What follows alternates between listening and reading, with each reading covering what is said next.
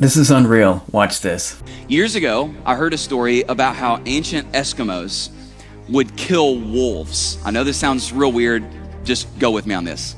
How ancient Eskimos would kill wolves that began to attack their villages. First, they would get a large razor sharp knife and they would sharpen the edge of the blade to the spot where it was like razor sharp. Then they would take the razor sharp knife and they would dip it in blood and leave it out in freezing temperatures so that the blood froze and encased the blade of the knife. Then they would do it again and let the second layer freeze around the blade of the knife. Then they would do it a third time, let that third layer freeze around the blade of the knife until you had what looked like a blood popsicle.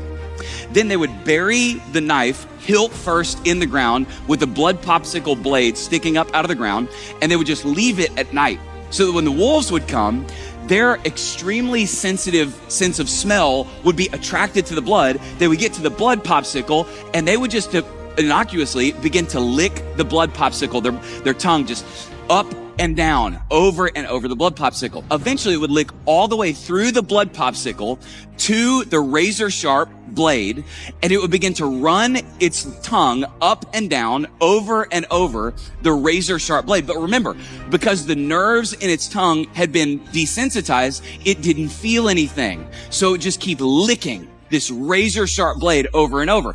Well, as its tongue began to bleed, its senses would begin to smell its own blood. And it wouldn't know that it was its own blood. So it would just begin to get in a feeding frenzy. It would just send it into a frenzy. And it would look faster and faster and faster. Its tongue aggressively going up and down this bare razor sharp blade, shredding its tongue into ribbons. And eventually it would go away, bleed to death, and die. That is a good picture of what giving yourself over and over to lust and sexual immorality will do to you. It numbs you. And in your excitement, you keep going back to the thing that is shredding your soul. Follow or subscribe to see much more.